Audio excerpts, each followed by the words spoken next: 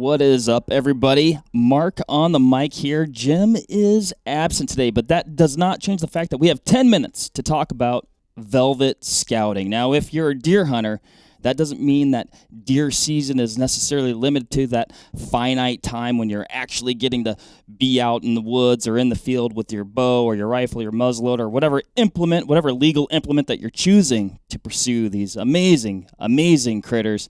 Across from me, we've got Cooper Long, who is fanatical. Is that a proper term for your velvet scouting vigor, your interest, your passion for looking at these deer in the summertime? You hit it spot on, man. Obviously, whitetail fanatic. I mean, thinking about them 365. So it's like, once that shed season passes, velvet starts, it's like, all right, time to start over, start scouting again and see if you can find some bucks. Now, is this, you just love deer so much? You're like, oh, man, I just want to go see some deer. I like to look at these things. Or is there a practical or applicable nature to it where you're really sorting some things out for the fall? I'd say a little bit of both, to be honest. One, like I had mentioned, obviously you're trying to scratch that itch. It's beginning of the year, deer are starting to grow their antlers, and, guys like myself can't help but go out there and try to find them. But on the contrary to that, there's also there's that group of guys who, maybe they're hunting a private piece of land and they're looking for a familiar buck. And in my situation, that is exactly what I'm after. Not every time, of course, but if the opportunity presents itself, I'm absolutely going to go try to look. And with that, I mean, you can either find new deer that you've never noticed before, or, maybe pick up a familiar face. And, best case scenario, familiar face, or just a new buck that, trips your trigger and you're ready to chase come fall. Are you using a combination of, I guess, summer tactics? You've got trail cams, and then maybe they're set up in certain places that aren't maybe necessarily as visible as some of these, I'm assuming, like open fields, like bean fields and things like that, where you're able to spot these bucks from afar? Exactly. And I'd say a little bit of both, trail cam / conveniency of field location you're trying to scout, And with that, obviously, comes the wind. You got to play your wind if you're not trying to bump these deer out of the normal feeding patterns that they're in. But within that scouting period like that, they're going to hit those bean fields and maybe even alfalfa fields for a very, not short amount of time, but a select amount of time. Mm-hmm. And if you can get lucky enough to locate them deer you're after or new bucks during those, few precious weeks of beans / alfalfa, you might find yourself in a nice group of bucks, whether it's a bachelor buck or just one big old mature buck that you've been looking for years and years. It's, in my opinion, it's hard to beat. What do you think is, you're talking about a few precious weeks. What's that window look like where you think it's like optimal? You're going to be like, yep, they're going to be out out and about and more visible. I would say a lot of it depends on obviously your harvest in the crops and when they were planted and things like that. But generally I would say anywhere from mid-July to, honestly, there's been times where I've even seen bucks and beans, late August, Mm-hmm. If it was a late plant that year. And that's just a matter of, doing your research, doing your homework, and trying to find those locations. And so, I know there's been times this year, for example, I was out last weekend, and I'm finding, 2-foot tall beans, just luscious. They look great, and there's deer, and they're pounding them. And then on the contrary to that, like I mentioned earlier, the alfalfa side of things, that part of it is a little bit newer to me, just given the area that I can hunt and what's planted there.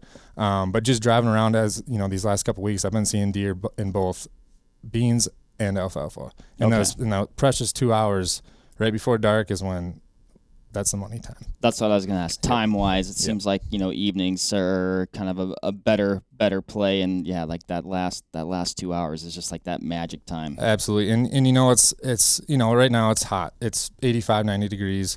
And so, yeah, of course, you might get your early feeders, your does and your fawns out a little earlier. But that magical half hour, 45 minutes right before dark, and in my case, when you're trying to get them on camera, that's typically the time you're going to find your big bucks. And when you're saying get them on camera, you're talking about like taking my DSLR and a zoom lens out there and trying to, photograph, take video, whatever I can do, especially if it's a buck I'm familiar with. You know what I mean? And like I mentioned earlier, I'm chasing a few deer that I've known over the past few years. So it's like, it gives you that little extra motivation to go find them, go the extra mile to, play your wind correct, try to get in them what's the word? Trying to get in them more secluded areas to try to find those deer. Yeah, I know you're going back to like, playing the wind right, which is not necessarily something that, I'll go to even like we were talking, I want to say last Friday, and you're like, oh man, like I think I'm going to try and get back in here, but we're supposed to have an X direction wind, and if it's doing that, then I can't. I'm like, holy mackerel, like Coop's talking like it's November. It's always November, man. But it's cool. It's cool that you're putting that much thought into it, and certainly useful information to have. And like you said, you're going back to photographs and you're photographing these deer, and so it's not like I'd assume like at times you notice things that you didn't notice maybe in the moment, like you can really zoom in on that photo or analyze it or just have more time. Exactly. And honestly, having those images, a lot of times after the year's over, you might have a younger great buck that's like, it'd be really awesome to see next year, for example. And when you get them pictures, or even trail cam pictures for that matter, it definitely increases your chances of trying to match them deer up, for sure. But it's also one of those things where, like I mentioned, if you are finding those new deer, then you get to start all over again. So it's like the best of both worlds. You might find a new one, you might find an old buck, and for me, I love both. So, yeah. Are you seeing this time of year those bucks come out like bachelored up, just kind of like all in the same spot, like boom, boom, boom, boom, boom? They all kind of come out in fairly short order together, or what are you seeing as far as behavior-wise there? Honestly, it could go either way. I've seen both. Like for example, last weekend I had went to a spot I had seen a good buck a couple weeks back. Finally had a camera and some binos with me, and instead of just seeing that buck there, he picked up 4 other amigos. You know what I mean? And I was like, whoa. Like this is awesome. That's exactly what you're looking for. When you're out just driving back roads, and it's all part of the game, man. You're just like, your smile like is undeniable, which I did. Okay, now I'm gonna embarrass you, but pretty sure you got voted best smile. I think we'll just let the listeners know. Was that high school, senior year? Yeah, 2011. He's always talking about it. He's Oh, always come like, on, back my man. senior year, 2011. I'm I'll never have talking you know, about that. I got voted best. Look at it; it's glorious. Yeah. What are you seeing this year? Anything promising? Anything you're excited about? Trail cam wise, absolutely. Got a couple familiar faces that have returned. One I know that you guys gave me some slack for letting go last year, but just part of the game, like I mentioned. I don't know how you did it. And that goes back to, you're like, we're letting them go, but that goes back into all your summer scouting and being able to recognize. Now I'm speaking for you and definitely fill in, but Cooper tells me about this deer all the time. This is a deer that's on a place that you can hunt. There's not very many people hunting it. There's definitely some neighboring properties, but this deer sounds like you've identified him through trail cams and scouting and in-season sightings as a homebody with a lot of potential to blow up and turn into a real big buck. I mean, is that pretty accurate? Exactly. Honestly, you hit the nail right on the head. And it's one of those things, you watched this deer for 2, 3, 4, picked up his sheds, and then last year I was fortunate enough to finally lay eyes on that deer. And I elected to pass. Just a buddy and I, we kind of trying to hit the ground running together and be on the same page as far as, deer we'd like to shoot or and it's at the end of the day, if you're happy with your deer, you're happy with your deer, and that's the end of the story.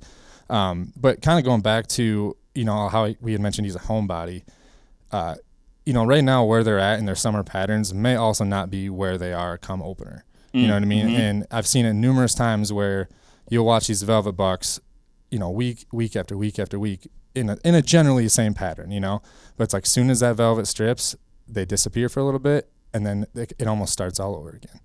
So they might move a little bit, and if you're lucky enough, maybe they will stay close by.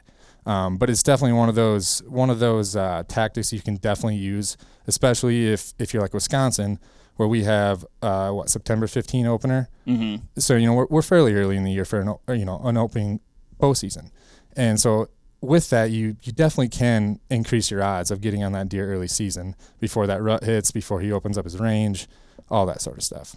Yeah, I mean, and we've got like you said, we got that mid-September opener here.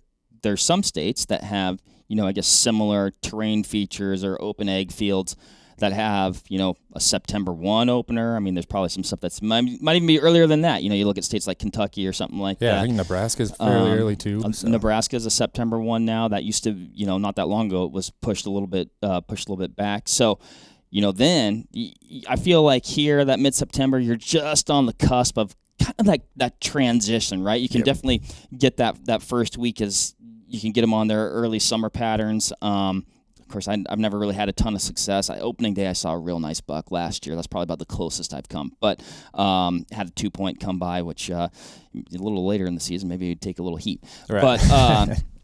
But it's super cool. But again, it's like then you can really, that's not like summer scouting essentially for October, November. That's summer scouting for opening day, and you can capitalize on that stuff, which is pretty cool. Exactly, and that's exactly my goal for this deer this year. I'm going to try to get on him as soon as I can before the rut hits, and he's who knows where at that point. So, what are you going to do if you kill this deer on opening day?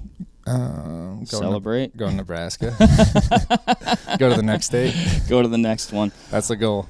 Awesome, Coop. Well, hey, man, fun stuff. Excuse to get outside, get some fresh air, look at deer, which is always fun, and gain some insight and intel, and really, maybe something that could change the direction of your deer season and the outcome entirely. So, exactly, man. And it's one of those things too. If you've never done it, don't be afraid to go out and do it with your buddies. It's super fun, very relaxed, and I mean, at the end of the day, you're in the woods. You can't complain. I know we basically just wrapped it. We're over time. What's your optics kit look like for this? What are you running? Ooh, so currently, I know it's a little overkill for our terrain, but I got the Diamondback 15 to 52s. Oh. Yep. And the 56? Excuse me, yes, 1556. Yep. And honestly, I love them. They're great. Are you running them freehand, car window mount, or both? Both. Yep. When I'm sitting in a cornfield or on the edge of the woods or whatever, I'll just honestly maybe even throw it on a tripod. But driving back roads, definitely the window mount, especially for a guy like me who's trying to take pictures as well. You got to go back and forth. So. Yep. And then so you're doing a combination of that, sneaking into different spots. I mean, probably whatever the terrain or situation dictates, where you can get in, but maybe not so deep. And using those optics, so you're not, like you said, you're not bumping those deer out. You're not altering their patterns and letting them know that you're onto them. I am. I'm trying. I'm not onto them yet, but you're trying until you get that opportunity. So. Yep. Well, awesome, Coop. Thanks for the time. Absolutely, thanks for the information. Thanks everybody for listening. If you are in the mood, which you should be if you're a deer hunter, get out, do some summer scouting, find those velvet bucks, and good luck, because the season will be upon us shortly. Can't wait, man. Good luck, everybody.